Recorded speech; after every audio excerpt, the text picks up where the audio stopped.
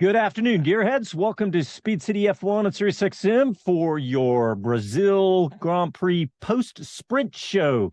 This is John Massengale. I'm in the studio in Austin, Texas, and I'm joined by Bob Varsha, and Bob's in his studio in Atlanta. Bob, that was a pretty good little sprint race, wasn't it?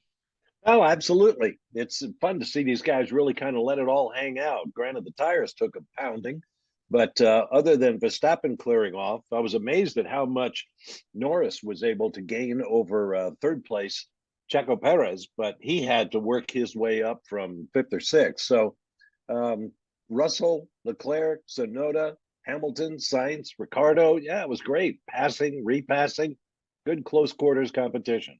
Man, there was lots of passing up and down all the way. I mean, all the way down to about 10th, 12th, 13th position. But really, the Yeah. story, the story of this was Lando Norris starting on pole and not being able to hold off Max at the beginning.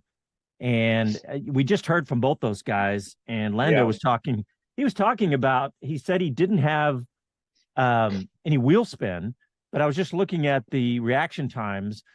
Norris was 0.29 and Verstappen was 0.15. So that's a pretty dramatic difference. And also Yeah. the 0 to 100 though, 0 to 200, Norris showed 499 versus 511 for Verstappen, but that reaction time, getting that jump right off the bat. And I did hear Norris also say he was being a little conservative. So, but to me, that was really the story of the race. I was, really wondering if Lando could hold off Max, but couldn't hold him off even at the beginning. I was a little disappointed too, like you. I thought Lando really had him, and he didn't use a nice aggressive push across the racetrack to claim the spot. He might have lost it further down the road, but it would have sent a message to Verstappen that he was going to be in a fight. And it's I don't know, it was a whole shot win, I guess you'd say. Max Verstappen just, shot out of a gun, took the lead, and cleared off. There's not much more you could say about it. We've seen it time and again this year.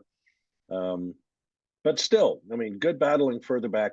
I was a little disappointed to see, some of the teams that have been, back markers all year long, watching the Haas cars and the Williams cars and the Alfa Romeo cars, all, pair by pair by pair, down at the bottom of the list. They just kind of sank so quickly. I was a bit surprised by that.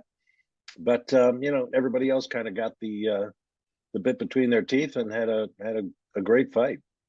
Yeah, and Norris also admitted in that interview that he was caught sleeping by Russell at the beginning a little bit because he lost that position.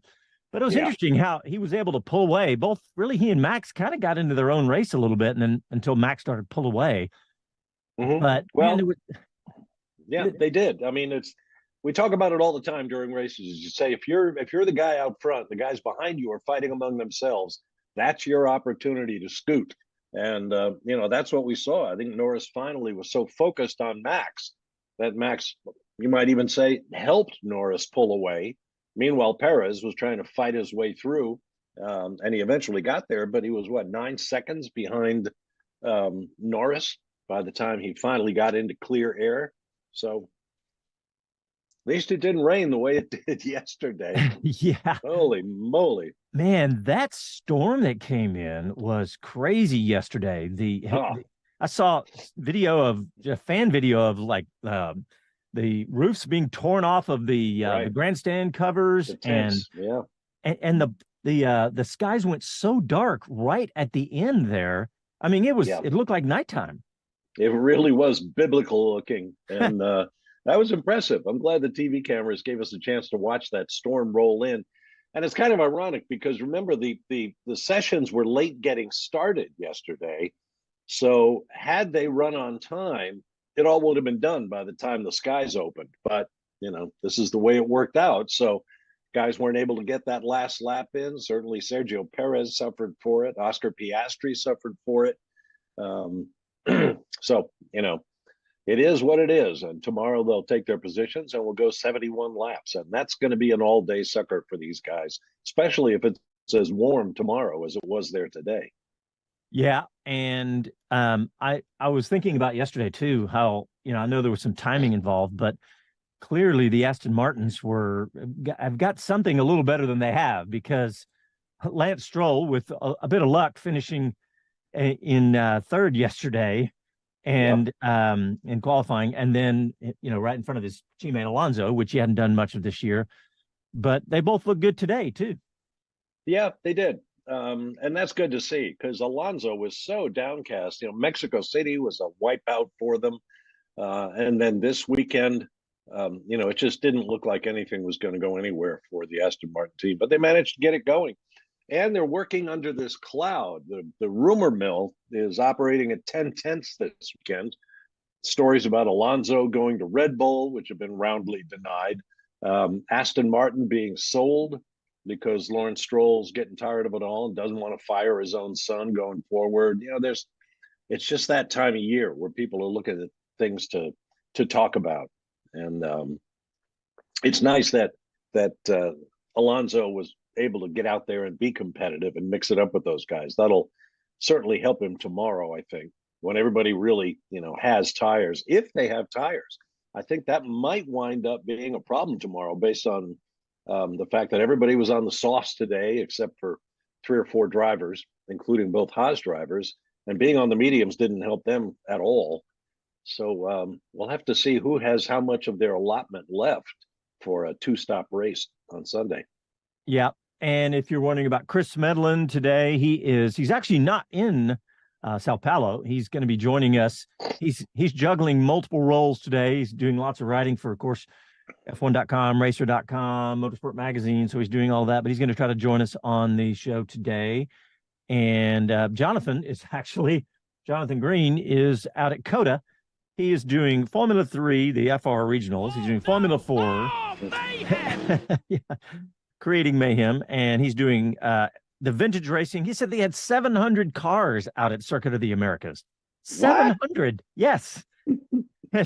and Wow. Also, on top of all that, doing Trans Am. So he's not going to be able to join us. We're going to try to get a couple of segments for him for tomorrow's shows, but he's not going to be with us. But Chris is going to try to join us here today. But hey, Bob, what about the AlphaTauri cars today, battling with Ferraris and Mercedes? I mean, that was impressive, wasn't it? Yeah, Yuki Tsunoda suddenly is on fire again, and Daniel Ricciardo is driving really well again. Yeah, it's good. Because Ricciardo qualified terribly. He's back around 17th or something, and he said afterward with his typical smile that that was not a very representative run for them in qualifying. That they have more and they'll show it in the race. And I hope he's right. Well, look at Tsunoda today. I mean, passing Hamilton, it was towards the end of the race. I think it was like lap 20 or 21, and that was impressive. I mean, I think a lot of that has to do. Well, actually, Max said it best, right, in his post-race interview, where he's talking about tire deg here at Interlagos is just something. He said you just can't run flat out.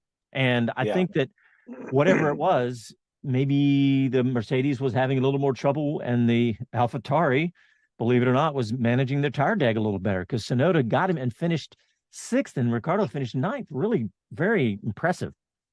Yeah. And I think you've hit exactly the point. I think the Mercedes is a little bit harder on its tires.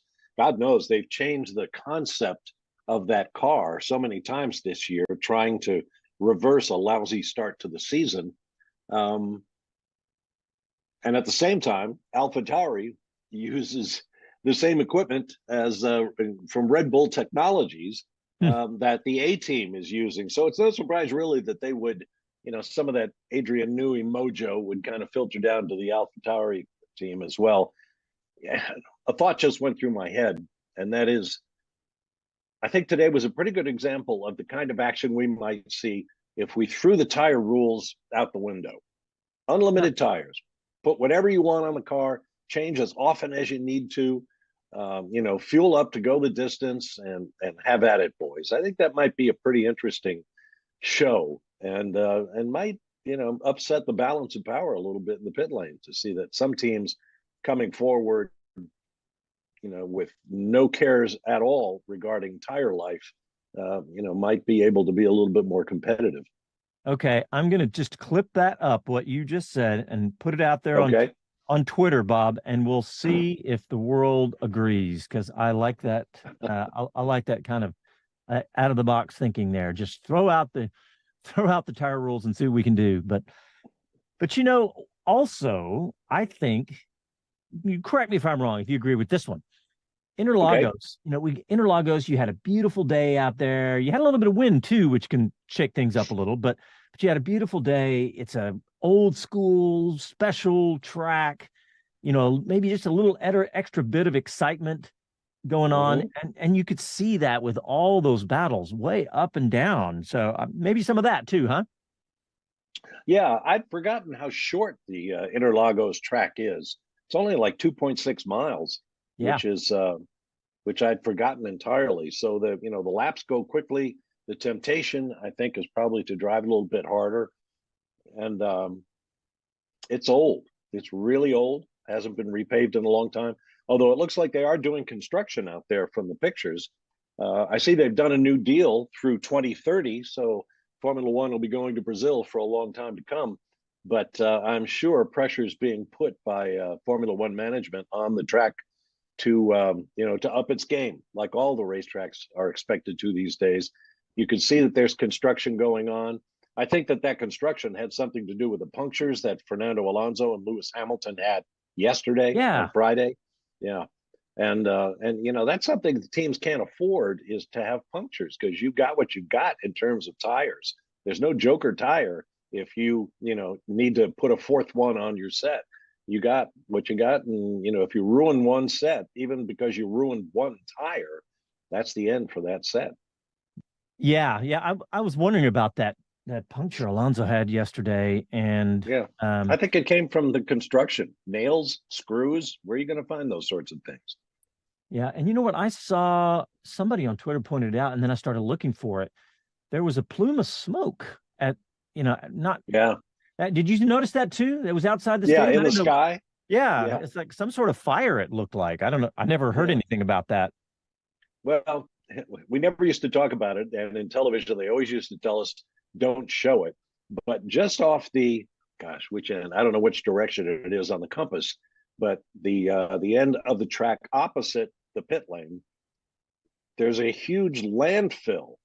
I mean, it's a dump by any other name. And I can remember standing out there on the infield on a summer's eve in Sao Paulo, watching those methane burn off pipes that come up out of the ground, and it looks like an oil refinery. There's just flames here, there, and everywhere. So I was so happy to see the TV pictures today, which showed the actual lakes from which the track gets its Interlagos, between the lakes name, look beautiful. And there's lots of foliage and stuff to cover what is a pretty explosive looking landfill. But there you have it. Yeah, who knows? Maybe that's what we were seeing. I never saw any explanation about that. But yeah, that looked like a serious fire for sure. Yeah, not an encouraging day today for the Haas team. Now, yesterday they both made it to Q2, but didn't make it through to Q. They're actually slower in Q3. I noticed that, but I don't know. Yeah. I don't know what, they were the only ones to bring any sort of upgrade. It was just a little front wing upgrade here. Right. And I don't know. I'm really disappointed with Haas right now. They can't seem to get it figured out. Yeah. And, I don't know what the problem is. We stood in the garages in Austin, Texas with our buddy Dave O'Neill, and met all his old buddies with the Haas team. And, they sound like they have great esprit de corps and good attitude, which you love to see. But gosh, it's got to beat you down after a while that you even when you qualify well, as I said earlier, you start to sag to the bottom of the running order once the race begins in earnest. Now we know, and Gunter Steiner has been very upfront about it, that team's car chews up its tires. It just really destroys its tires, perhaps quicker than any other car on the grid. And that's a recipe for disaster, but they do what they can with it. still they seem to be making some progress in some areas. And, you just hope they can put it together again sometime soon, because they've done so much better earlier in their career than what we're seeing from them right now. Yeah. All right. Well, coming up after this, got a couple more thoughts on the sprint race today, and see if Chris Medley can join us as well. But we will be back after a quick break.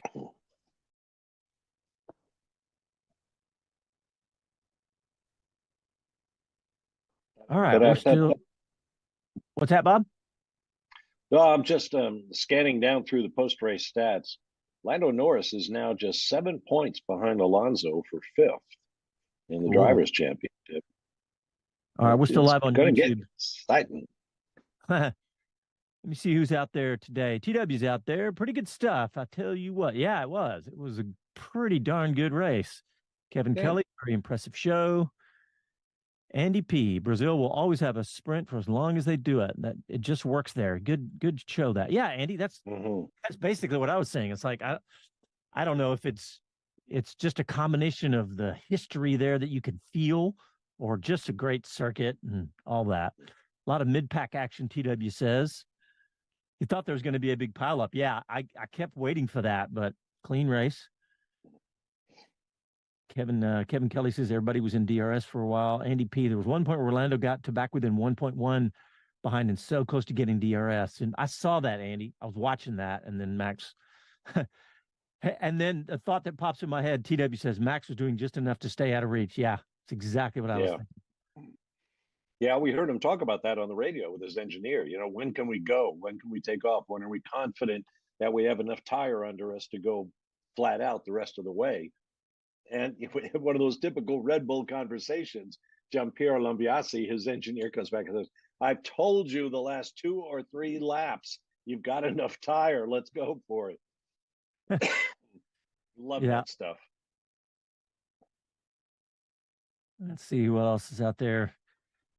Andy P, regardless of which car he drives, I would expect Daniel Ricciardo to have a pretty good car underneath him.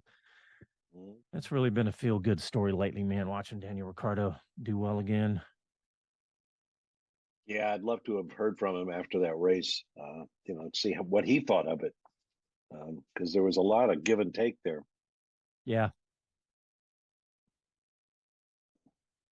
Yeah, we'll get our official F1 post-race interviews here, and we'll have those.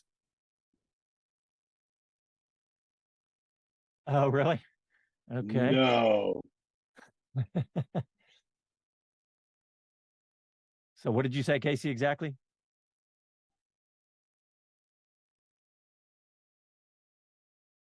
Hi, this is Karun Chandok, and you're listening to Speed City. Welcome back to the fastest hour in radio, Speed City. Go on, get a little out there into the big-hearted heart of Nevada. Nevada is yours to explore with 10 iconic road trips full of uncommon curiosities and delightful contradictions. Engines roaring, hearts and mountain bluebirds soaring, Nevada is everything but boring. It's full of wide open wonder. In fact, there are 60 million acres of public space to explore and adventure. This is the place to discover something strange, to feel intrigued and to feel alive, and to leave better for it. Nevada's heart is historic and here and now, down to earth and out of this world, neon lit and starlit too. Nevada is a place where you can be you, or explore a new side of you and do the things you'd never thought you'd do. Find unexplained art, have a PyCon punch to fill your heart. Go on, get a little out there. Start planning your trip at travelnevada.com. All right, everybody, welcome back. And we're just kind of basking in the glow of what was really a really exciting sprint race. Final sprint race of the year, of course. And it like we were saying, Bob, it was exciting. We had something when they're that exciting and they're that short, it felt like about a 10-minute race, didn't it? Right, exactly.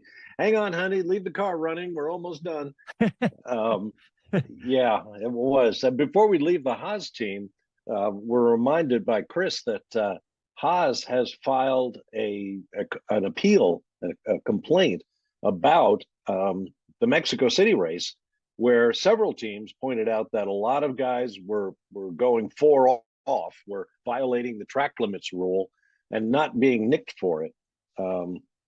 Actually, sorry, it was the Austin race that they thought, particularly Sergio Perez got away with going off a number of times, which might change the results if it was upheld. And I think, if my math is right, that would push Nico Hulkenberg at least up into the points. And of course, that has the knock-on effect of helping the team in the championship, maybe get them off the bottom of the constructors' standings. Yeah. Yep. That will be interesting to see what that's all about. I saw Chris tweeting about that earlier, and I haven't looked into that to see what's going on. But I'm just thinking about the weekend in general, these sprints, and the sprint shootout again. I guess what it really boils down to is you can sit and watch practices, and the cars, the teams love that, of course, because they don't have any prep. But I still kind of lean towards the fact that I really like the sprint weekend. I like the fact that they're not every single weekend. Right. But I think I like it. I don't think, like MotoGP has done that, Bob. They do it every single weekend, right? They've gone to that. But what about you as far as the format goes? Well, I'm okay with it, but then suddenly today the rumor broke that the powers that be want to talk with the teams about changing up that format a little bit, basically just reversing the qualifying sessions. Friday afternoon, have the morning Friday practice, free practice 1, Friday afternoon, qualify for the sprint. Then Saturday morning, hold the sprint race. Saturday afternoon, qualify for the Grand Prix in the usual format. And then Sunday, you have the big feature race. So, I think that might be a good move. Yeah, well, we'll see. But I thoroughly enjoyed it this weekend. I thought that, I don't know, maybe it was just because it's Interlagos and all of that mystique and history. But I see that. Let's ask Chris. But yeah, Chris Medlin has joined us. How are you, Mr. Medlin? I'm very well, thanks, chat. Sorry I was a bit late to the party, but I've had to relocate after getting a report done. And it took a little while to get set up. But it's strange to be joining you guys and being in vision. I didn't have the excuse of running around a paddock to being late this time. I know. You made me smile seeing your smiling face pop up. And what is it? Is it dark there? Oh yeah, pitch black. Yeah, actually, yeah. if we get interrupted by some fireworks, I'm very sorry, but there's a lot of that going on at the moment. So the dog's just warily hiding in the studio here with me. Oh gosh. Well, Chris, we were just talking about the race today. I said it felt like about a 10-minute race because it was so action packed. It really was, but it was action that didn't interrupt anything, wasn't it? I was looking and I thought, I don't think a single driver got serious damage. I don't know if there was maybe a front wing end plate clipped off somewhere or something like that, but everyone seemed to keep it clean, even though there's some properly good racing. And I noticed on the commentary as well that even right down to Hulkenberg trying to hold off the Alfa Romeos and Logan Sargent in the closing laps, they were saying how hard they were all fighting for position. So it was great that there was always something going on. I know a lot of people will be bored by Max winning again, and certainly with that start, but behind that, certainly there was some excellent fights and just great to see that drivers were willing to really push the whole way and try and understand it rather than just settling in for, okay, we're not going to score any points, so we'll just cruise home. Yeah, and it didn't seem like it was all DRS driven. It seemed like proper racing. Yeah, I think what helps here is the fact that the DRS has the 2 consecutive zones, but with 2 different activation points. So if you do get ahead of a car into turn 1, then the car behind can come back at you into turn 4. And in a sense, that's similar to what it would be like if you didn't have DRS and slipstreams would have come into play. But when the slipstream isn't powerful enough, the DRS is helping. So, yeah, I think it worked quite nicely in that sense. And it bodes well for tomorrow because you'd imagine people are going to be pushing even harder, chasing the bigger points. Yeah, that was fun to watch on a number of occasions when we saw 2 cars, nose to tail, pass the DRS point, side by side, and then to go down the following straightaway, and both of them open their rear wings. As you say, it's kind of a wash at that point. It's almost like you didn't have DRS. Absolutely. Yeah, it's just the way that we also had a few times that even into the middle sector, drivers were thinking, okay, I can catch someone out here. I can get a move done down the inside. We were seeing different lines being taken. I think overheating was a bit of an issue, it sounds like, today, in terms of not just the rear tires, which was definitely an issue for certainly the likes of Lewis Hamilton, but in terms of keeping the cars, the engines cool, like we talked about a lot in Mexico. So with that, I think it meant that drivers were looking for clean air, but it's a track that allows you to take different lines with the cambers and the grip levels and still stay close. So yeah, really, really worked well. Also, guys, Chris, when's the last time we finished a race or sprint that we're not waiting on some sort of steward's decision right now? Is there any? Did I miss any? There aren't any. I was just checking my my emails, actually. That's why I was a bit slow getting to Bob's point, because I just thought I'd have a quick look to make sure I'd not missed anything. And in that race, there was a grand total of 1 deleted lap time. Wow. And it was Logan Sargent early in the race. I think it was lap 2 at turn 1. And it was just that the way I read it, I think looking at the sectors and the splits, I think he was attacking Zhou Guanyu for what would have been 19th and ended up cutting turn 2. So probably either he made for a lunge down the inside of 1 and went deep, or was forced wide on the exit. But either way, missed the apex of 2. That cost him quite a chunk of time, actually. I remember he went a few seconds down and came back at them. But that's the only time a single lap time was deleted. So no other driver exceeded track limits at any stage either, which was remarkable. Yeah. What about, I never heard any more about that radio message about Bottas. Who was it? Was it Albon talking about Bottas's car leaking oil? Yeah, he was. He was complaining that there was oil coming out the back of it, and haven't actually yet got. In fact, I might be able to find out what Albon's had to say post-race to see if there was any update on that from him. But it was, sometimes that's going to get given anyway as an attempt to try and get a driver sort of pulled into the pits to be checked, or to get the stewards to look at them. They try all sorts of tricks, and the Ferrari engine does emit a little bit of smoke, or almost looks like steam, the color of it, from the rear. We've noticed it on slow-mos quite regularly, and it has for the last few years. And I wonder if he was seeing that, if he was close enough behind and was seeing that and used that as an attempt to say, oh, it's leaking something. Yeah, well, it'd be really fun if instead of an Alfa Romeo leaking oil, it had been an Aston Martin, which would have been right in line with James Bond's DB4 in the early Sean Connery movies, where that was one of his defensive mechanisms, was a out the back of the Aston.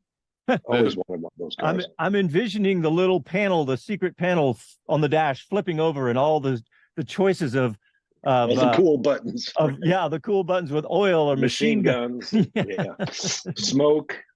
So I was going to say that's much more James Bond than Mario Kart, which is where my head went for a second there. But yeah, same sort of thing. That's a defense mechanism, isn't it? You can just drop a bit of oil and see if they can handle it behind you.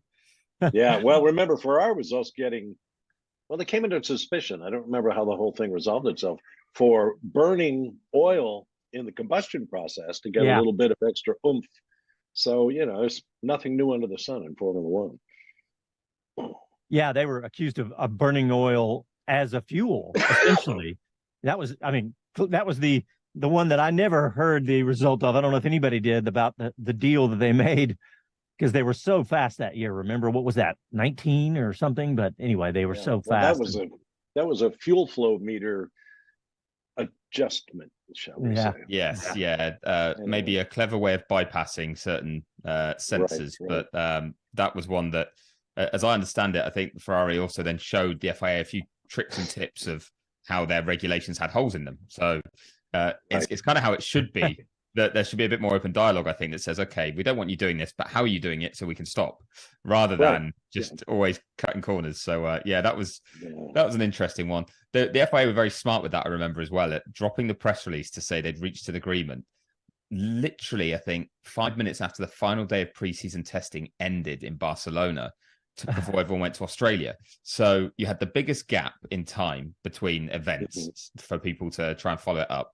You had everyone flat out working on the final day of testing and trying to see what had gone on. You had a lot of teams leaving very quickly as well, so they weren't around to really pester the FIA. And then the next time everyone reconvened was Melbourne for the first race. And of course, there's a huge amount of focus on the race itself. So it seemed to be well timed to try and get the least amount of coverage. But yeah, as Bob pointed out, we haven't forgotten. That's a big rule in politics and PR. You Know when Friday. the news cycle begins and ends, and then sneak in after it ends. Yeah, drop Chris, that press release on Friday afternoon at 4:00. right. Never make the evening news, and then it's Monday before you know it. You've been chasing rumors like everybody in your line of work, I suppose, about Aston Martin. Where's the team going? Where's Alonso going? Yada, yada, yada. What's the latest? What do we know?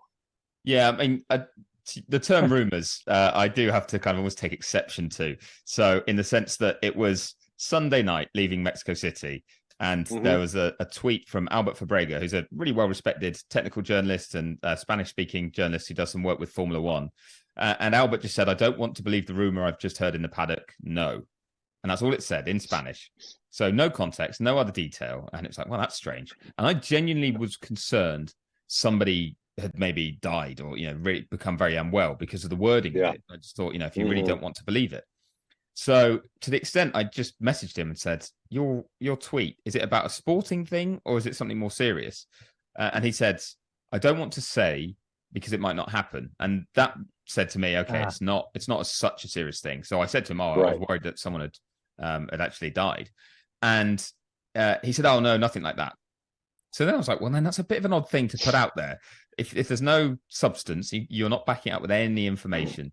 Bit strange. Right. But, as we're saying, the amount of rumors that then were triggered because there was nothing there, there's a whole void to be filled. Fans and anybody was trying to come up with a reason of what it could be.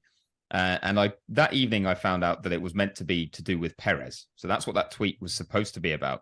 So in a sense, anything else that's a rumor that's come up in the week following has even less kind of founding in actuality because it was meant to be to do with Perez. It is not correct as far, it's not something that I've managed to dig up anything on. I've asked Red Bull, I've asked people within Perez's team and been firmly told no change to his future, to his setup, that he'll be in the car next year.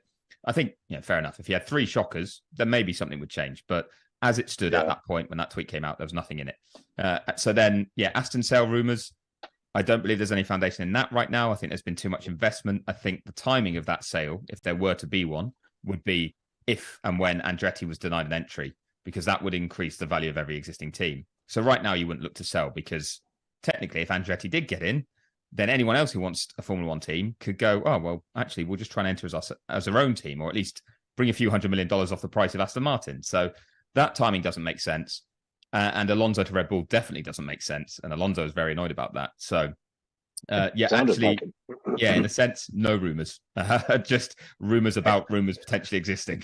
Right. And Abu Dhabi will happen after all. There was talk about the late unpleasantness knocking that off the schedule. Yes, that was the only one that was actually a rumor that did reach me on that Sunday night when I asked about what Albert had been on about. Someone said the only thing I've heard is maybe uncertainty over Abu Dhabi. And when I chased that, they said no. It was a change in Foreign Office advice here in the UK that brought it in line with a number of other places we already go racing. So nothing that's actually more severe than anywhere else. But a few people jumped on that, did 2+2 and got 5 and wrote stories that it was going to get cancelled. So F1 were very quick to shut that down. Yeah. All right, guys. Good on them. Coming up after this, we will continue to break down what we saw today in the sprint race. We'll talk some more about the weekend and the race coming up tomorrow. Listen to Speed City F1 back after this.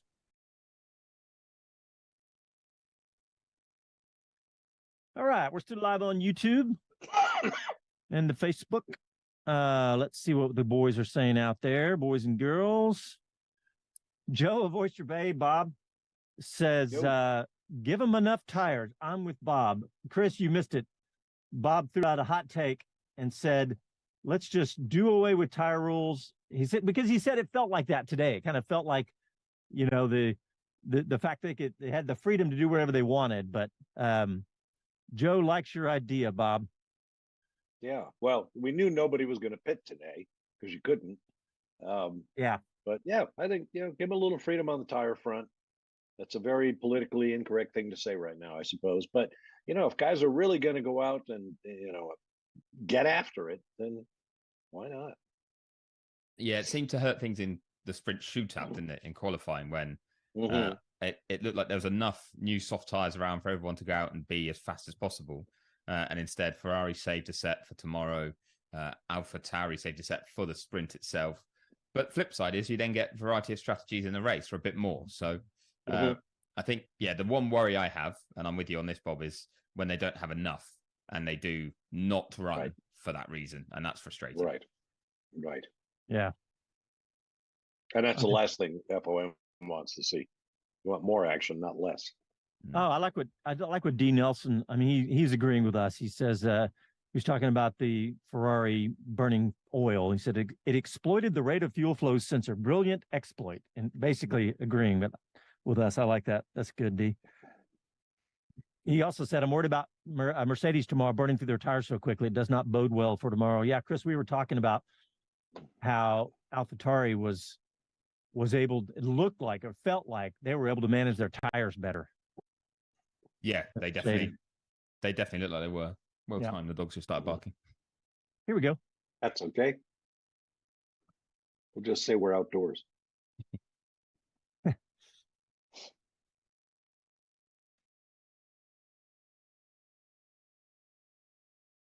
Hi, this is Max Verstappen, and you're listening to Speed City. Welcome back to the fastest hour in radio, Speed City.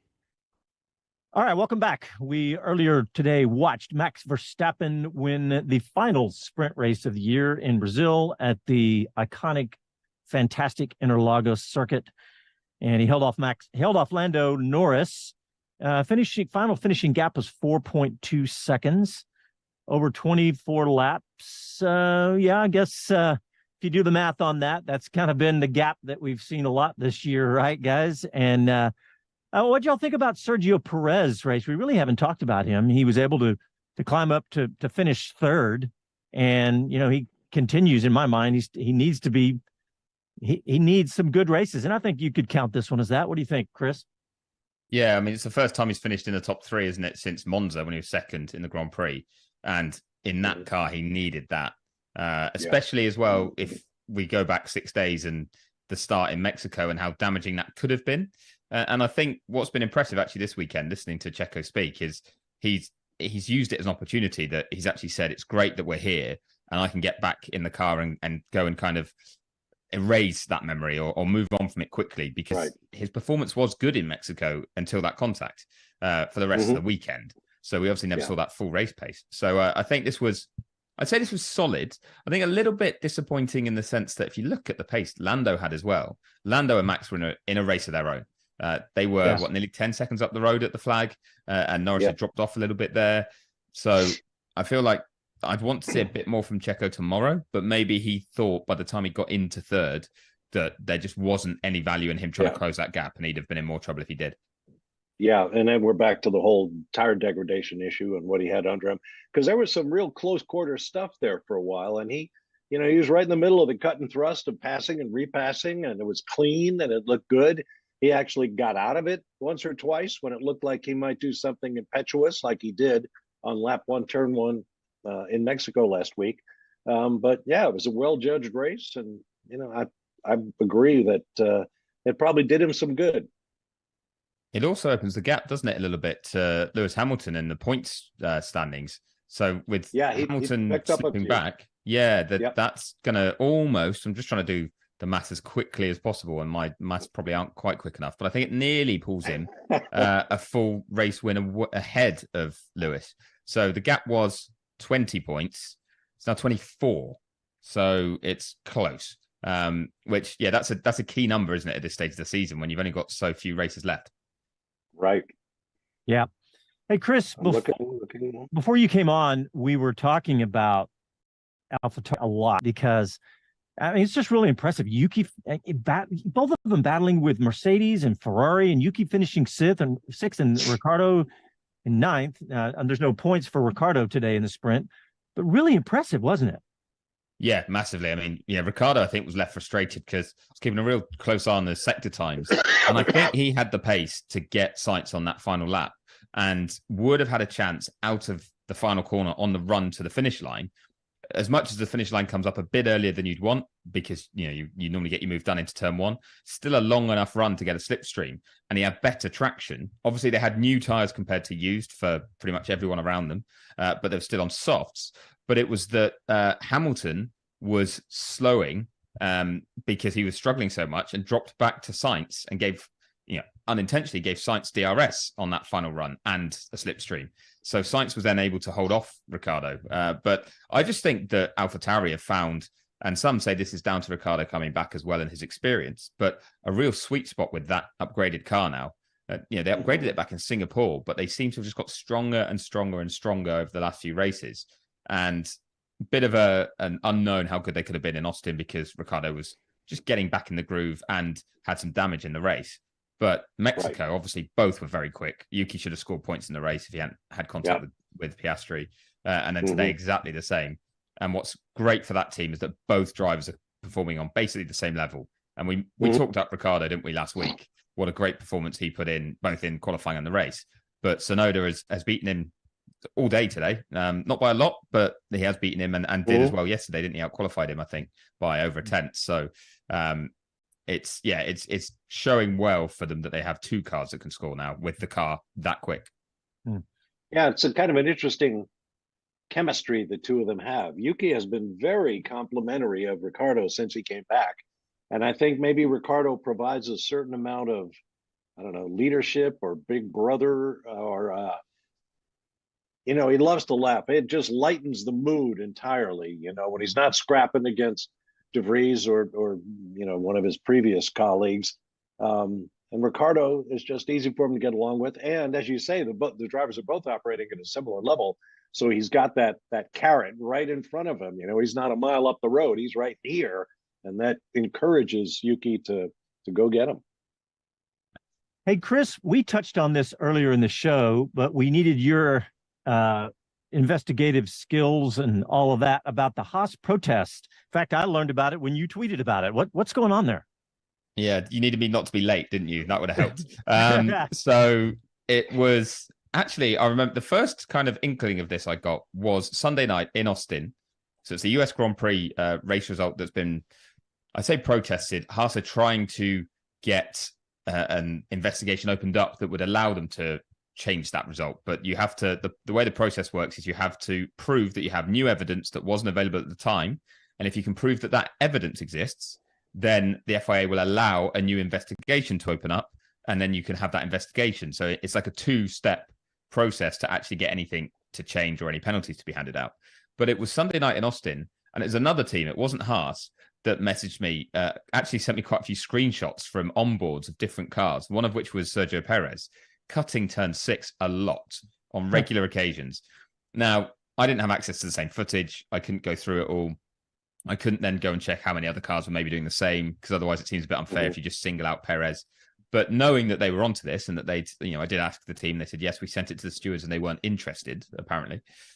So I did make the point when the race result was made official that actually there looked to have been something brewing with track limits still, and not every team was happy with the way they were handled. I also remember Alex Albon having already got a penalty, then being investigated for another track limits infringement, and the steward saying there's not enough evidence to prove whether he was or wasn't off, so we're not going to give a penalty, which must have annoyed teams behind. Now, Haas finished 11th with Nico Hülkenberg, so they stand to gain. He was within 5 seconds of Albon. They stand to gain points if Albon were to be penalised for that. Perez was in the points as well, although a long way up the road. But if there were multiple infringements, that could be multiple penalties. So it does seem that Haas has looked at all the footage. I think they've just taken a couple of weeks, and it's been very busy, hasn't it, with back-to-back with 3 races in a row. And they've gone, we actually feel there's enough here to change this result. You've missed a load of times that people should have been penalised. And I assume they've also checked their own drivers to make sure they wouldn't get caught in it themselves.